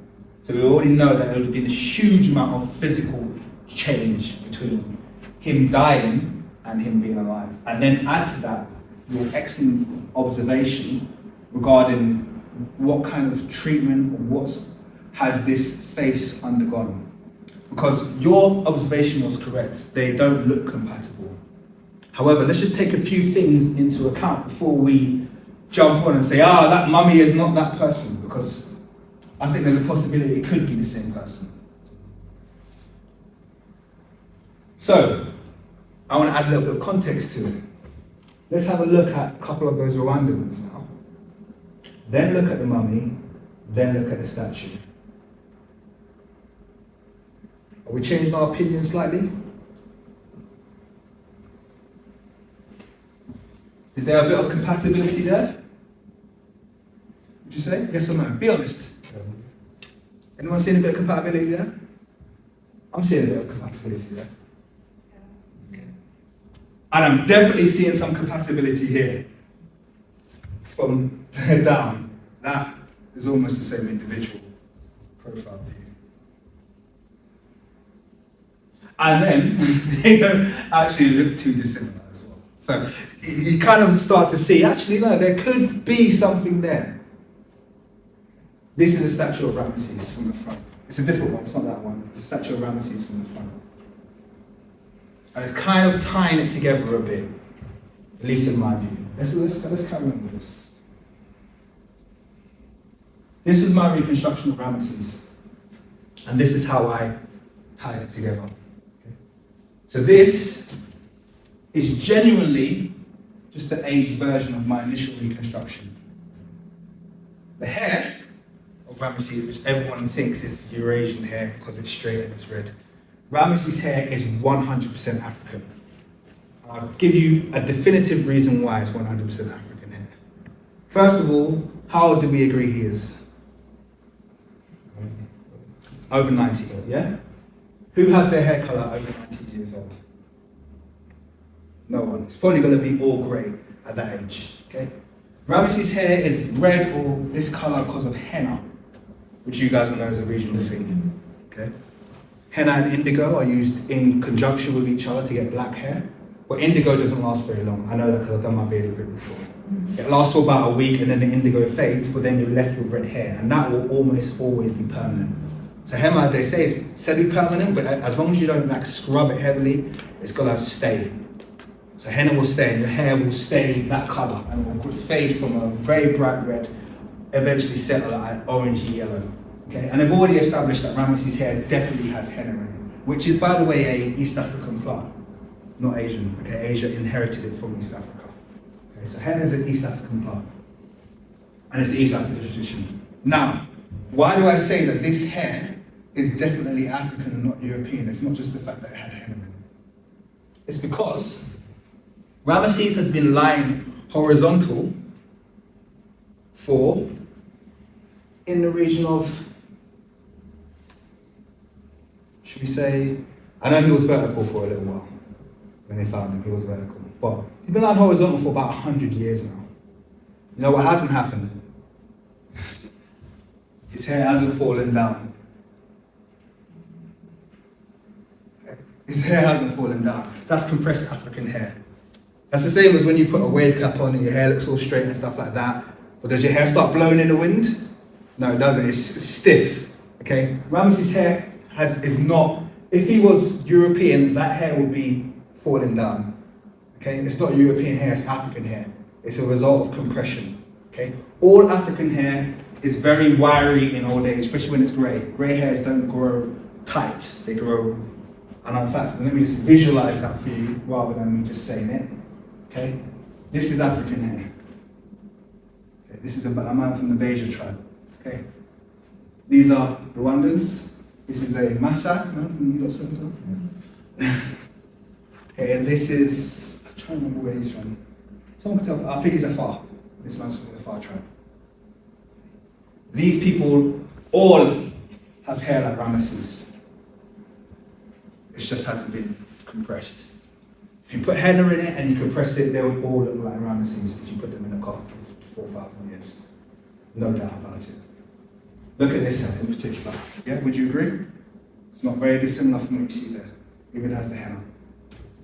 And it's turned yellow. The physical features that give Ramesses such a recognizable profile are compatible and commonplace with surrounding Nile Valley populations of East Africa. I put in a few hook noses there for those of you or people who think that nose bridge, which by the way has undergone a process called transnatal craniotomy, where they pull out the brain through the nose. So they broke Ramesses' nose. So his nose actually wasn't that pronounced as a result of it being broken and packed. And that's been confirmed by Zaire Hawass. So his nose bridge wasn't that pronounced, but even if it was, so what? Is the point. Even if it was like that, that is not uncommon in the region. It's very common. In fact, it's far more easy to find people who look like Ramesses in East Africa than it is to find them in the Middle East. Far more easy. This is a very, very common phenotype. So I'll ask the question again. Is that mummy compatible with that statue? Maybe, maybe. I'm not giving a definitive, but I'd say maybe. I certainly would say that mummy is compatible with the region, 100%. So even if there is question marks over Ramesses' mummy, there's no question marks to me that this is an East African man. I have no doubt about that.